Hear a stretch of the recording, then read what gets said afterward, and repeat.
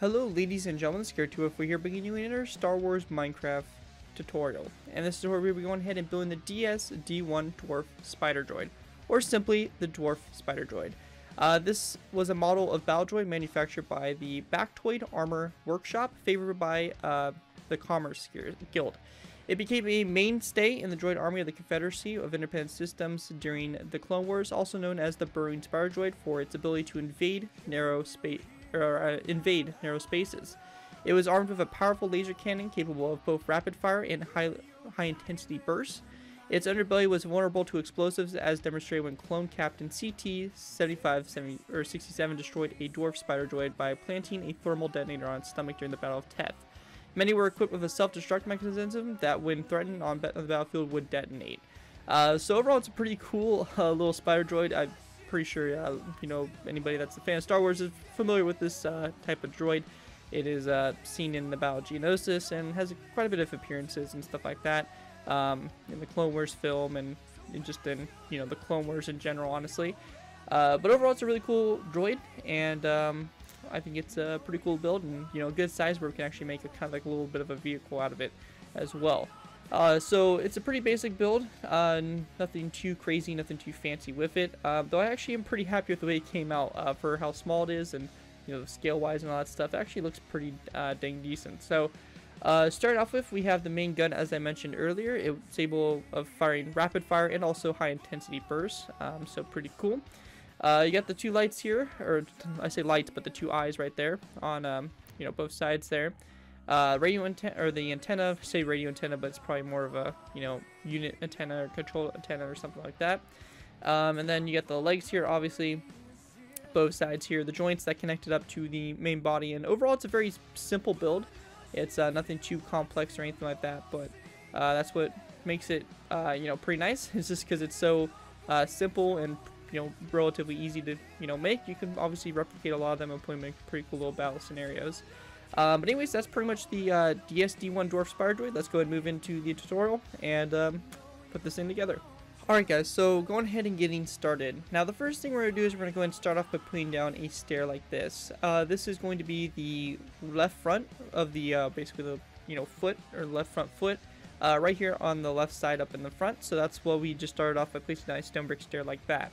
Once we have that complete, we want to go ahead and take blocks, or just, you can visually look at this, or if you are, or you can just kind of like, you know, count it out, or if you want to see more visual representation. Either way, we're going to go and place, or basically have a space of 5 in between our next stair over. So 1, 2, 3, 4, 5, and then we're going to place down a stone brick stair like this, facing the opposite direction. So as you can see, we have 1, 2, 3, 4, and 5 blocks of space in between those stairs. And on the backs of these stairs, we're just going to place down some levers faced upward, like so. Once you have that done, going back from each of these stairs, we're also going to go ahead and go back by 5 as well. And then it's going to be the same thing here, just a stone brick stair on, you know, both sides there, just like that. Again, going back by 5.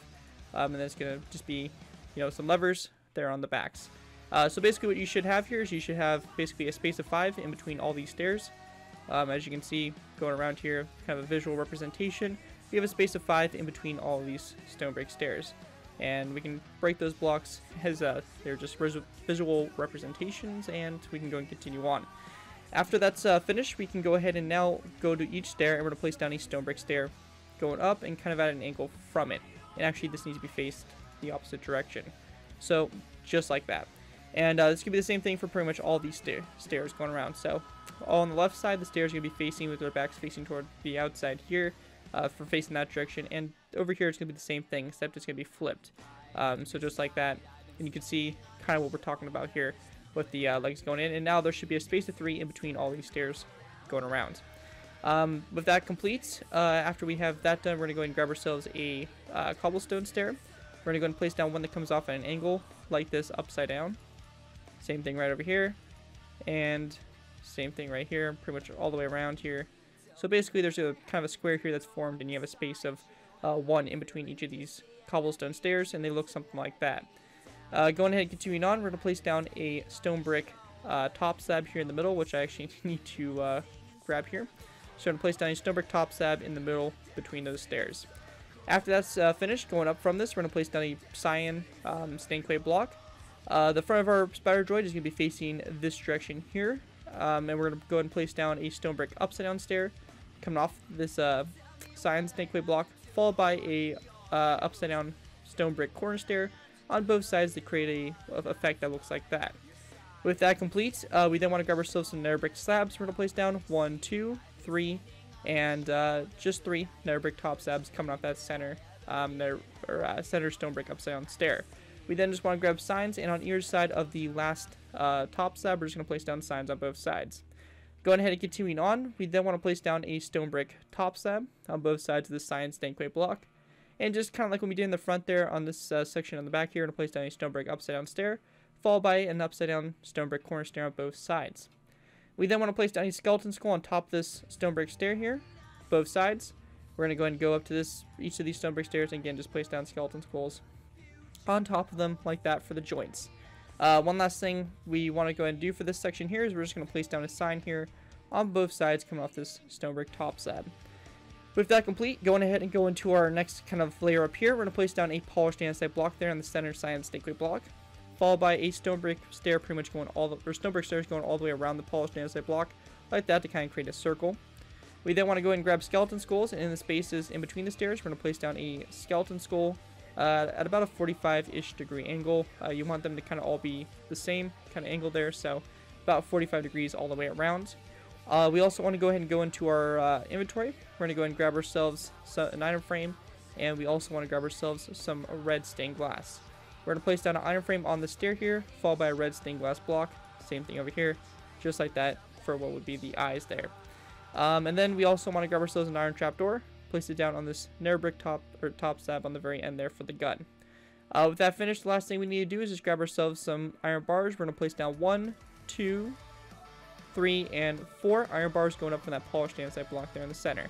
Once you guys have that all complete, that's going to do it for the DSD1 Dwarf Spider Droid. Definitely a really cool looking little build, and it's nice and small, easy to replicate, so you could have a ton of these on the battlefield. That would look pretty dang awesome. But anyways, that's going to pretty much do it for this tutorial. If you guys do use this build, I do ask that you guys give me proper credit for it. This can be anything from a sign on the build, to link to my channel, or this video if it does appear on any social media sites. Just be sure you get proper credit for the build. That's all I ask for doing these tutorials. It helps my channel grow, and it continues to keep me inspired to keep on posting these videos. So as long as you guys give me credit for it, you're free to use it for whatever projects you guys are working on. Other than that, guys, thank you guys so much for watching. As always, don't forget to like, comment, and subscribe. This has been Garrett 2x4, and I'll see you guys next time.